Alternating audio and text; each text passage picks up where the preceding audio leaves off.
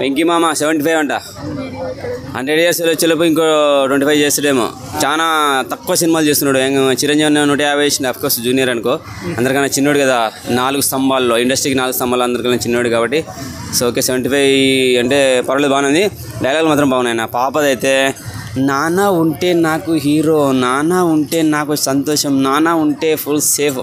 పాప నానా నానా నాన్న అసలు ఆ పాప డాడీ ఆ డైలాగులు, ఆ పాప అయితే ఎంత అట్లా హృదయానికి టచ్ అని అంటారు కదా, అలా మస్తు అనిపించేసినాయి. మనం ఒకవేళ అవి ఊహించేసుకొని ఆ సన్నివేశాలు ఊహించుకొని పోతే మాత్రం కళ్ళల్లో వాటర్ డ్రాప్స్ కూడా కాడతాయి. ఇక వెంకీ మామ మళ్ళీ ఫస్ట్ పాప ఇలా వెంకీ మామ టైప్లో ఇలా నడుచుకుంటూ వస్తుంది, మస్తు అనిపించేసింది. వెనక ఫాదర్ రావడం, తర్వాత సైడ్ నుంచి మమ్మీ రావడం చాలా బాగా అనిపించింది. వెంకటేష్ గారి డైలాగ్స్ ఉన్నాయి. తర్వాత నా తల తీసుకోవాలనుకుంటే ముందు మీ తలలు ఉండాలి కదా అని. ఏంది డిఆర్ అని పెట్టిరు? డైరెక్టరేనా? డాక్టర్ శైలేష్ కొలనేనా? డైరెక్టరా అది కూడా ఉందా? అమ్మ డాక్టర్ డైరెక్టర్ ఏంటంటే ఇంక మరి ఆల్రెడీ రీసెంట్గా ఏంది నానితో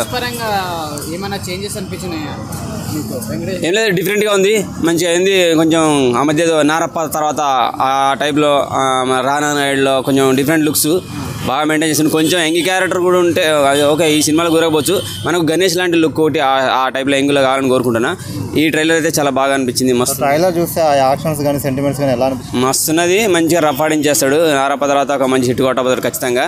హీరోయిన్ మనకు ఎక్కువ పరిచయం లేదు కాబట్టి సో శైలేష్ కొలను స్టోరీ స్క్రీన్ ప్లేతో కుమ్మేస్తాడు కావచ్చు. ఎంకీమా అవు కదా, ఫస్ట్ చిన్నోడు వస్తాడు, తెల్లారి పెద్దోడు వస్తాడు, మళ్ళా 3వ రోజు మన్మధుడు వస్తాడు, మళ్ళీ తర్వాత హనుమాన్ వస్తుందంట. మరి హనుమాన్కి హైప్ ఎక్కువ ఉందని అంటున్నారు, హనుమాన్కి థియేటర్లు దొరకలేవు అంటున్నారు. ఇది న్యాయం కాదు సార్. అందరు కలిసి చిన్న సినిమా అయినా చిన్నోడైనా కనీసం మీరు 25 తీసుకో, 30 తీసేసుకున్నా 390 కనీసం 10 థియేటర్లను ఇచ్చేటట్టు చూడండి. 4 థియేటర్లు ఇస్తారని తెలిసింది. హనుమాన్ సినిమా మన దేశం మొత్తం మీద వ్యాప్తి చెందుతుంది, దాన్ని తగ్గించొద్దని కోరుకున్నా. ఈ సైంధవ్ అయితే ఖచ్చితంగా నాకు తెలిసి సైంధవ్ హనుమాన్ ఈ 2 సినిమాలు హిట్ అయ్యే ఛాన్స్ ఉంటుంది. ఫస్ట్ ఆర్ సెకండ్లో ఉంటాయి. సో గుంటూరు కారం మహేష్ బాబు గుంటూరు కారం ఉంది కదా, ఆయన గుంటూరు కొడితే మరి ఇప్పటికే కుర్చీ తాత డైలాగ్ పెట్టి రచ్చ చేస్తాడు అంతా. ఎవడెవడో బూతులు మాట్లాడతారు. అరే బూతుగా కుర్చీ మడత పెట్టాను అంతవరకు చెప్పిండు. కుర్చీ మడత పెట్టి కూర్చొని లేచి కుర్చీ మడత పెట్టిన తర్వాత ఏం చేస్తారా మీకు తెలియదా? సలకాలు పనిచేయవా నిజంగా? లేచి మడత పెట్టి ఆ పైట సైడ్కి పెడతావు, గోడ కానితో అంటే దానికైనా సపరేట్ స్పేడ్స్ ఉంటే అటు పడుకోబెడతావు. అంతే కుర్చీ మడత పెట్టి ఏం చేస్తావు? నీ కొడుకులు అయితే మనం పడితే అదే చెప్పు. కుర్చీ మడత పెట్టి లేచి కూర్చొని లేచిన తర్వాత పక్క పెట్టి వెళ్ళిపోతారు రా బాబు అని చెప్పు. కుర్చీ మడత పెట్టి ఏం చేస్తారు? కుర్చీ మడత పెట్టి ఏం చేస్తారు? ఏ తాత డైలాగ్ చూస్తే అదే వినపడుతుందా?